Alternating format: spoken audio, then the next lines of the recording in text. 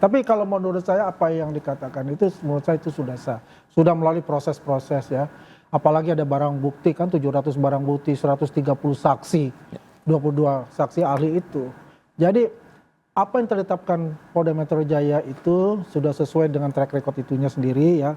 Kalau kita membahas pelaporan dari Roy Suryo dan kawan-kawannya ini di Komnas HAM, terutama untuk RRT itu, ya itu silakan saja sebagai hak konstitusi juga, ya kan?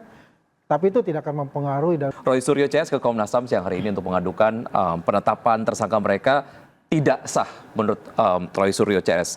Update-nya seperti apa? Jadi kalau pengajuan itu kan biasa, proses itu dilakukan ke Komnas HAM itu untuk menjadi bahan pertimbangan. Bahwa menetapkan tersangka itu kan harus dibuktikan dulu bahwa ijazah, kan konteksnya ijazah. Ijazah itu belum ada justifikasi ijazah itu asli. Hanya menurut kepolisian itu identik. Ada fakta lain yang pada saat itu kita gelar perkara di Polda. Mulai dari Mabes itu, kalau Mabes tidak menunjukkan apa-apa, gelar perkara khusus. Di Polda, sesuai 3133 pasal di Perkap itu kami cuma diperlihatkan. Tidak boleh menyentuh, tidak boleh memegang, tidak boleh meraba. Yang paling lucu lagi bahwa berdasarkan 13 pembanding. Tapi 13 pembanding itu satu pun tidak pernah. Pada saat itu kita minta di dalam gelar perkara. Artinya karena ini menyangkut gelar perkara khusus, namanya dia gelar perkara khusus. Maka itu juga harus fair, terbuka, ya supaya fakta itu bisa kita telaah, kita teliti secara ilmiah, dan kita rasakan. Artinya upaya ini mengadu ke Komnas HAM adalah sebagai sebuah langkah yang memang perlu dilakukan. Iya, salah satunya. Penetapan tersangka Roy Suryo CS dinilai tidak sah, menurut Anda seperti apa, Bang Andi? Ya, kalau saya katakan bahwa ini ya sudah sah, gitu ya, karena ini kan mulai proses-proses untuk itu. Apalagi saya membahas tadi Bang Azam mengenai gelar perkara khusus ya, bahwa itu tidak disentuh. Ternyata kan waktu klaster pertama itu disentuh oleh Ibu Elida Neti, dan saya, mohon maaf, saya juga melihat di situ, ya. Disentuh dan dilihat itu. Karena kan juga document keeper itu nggak tebal-tebal amat seperti ini, enggak. Kecil.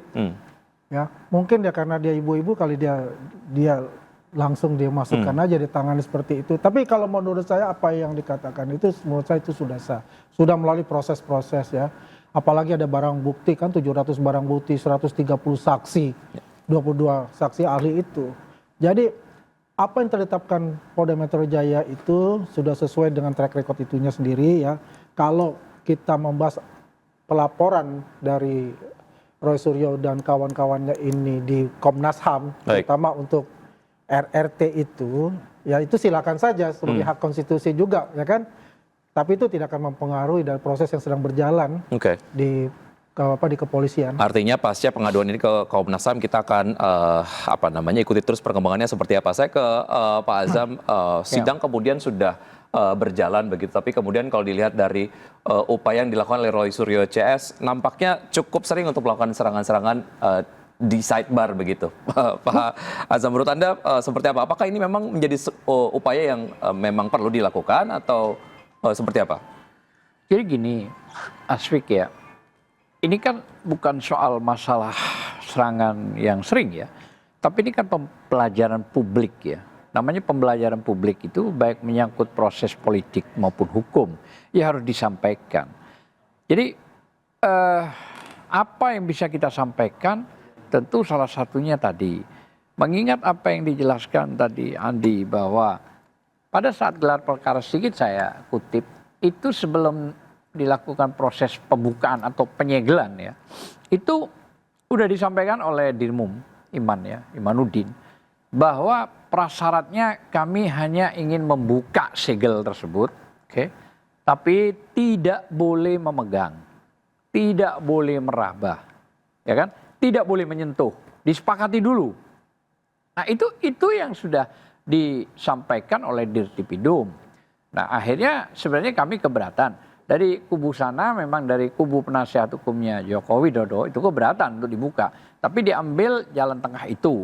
Nah, ya sudah, daripada kita nggak melihat, ya akhirnya disepakati untuk kita lihat Oke. tanpa disentuh. Jadi kalau ada salah satu lawyer mengatakan itu disentuh, sebelahnya saya kok.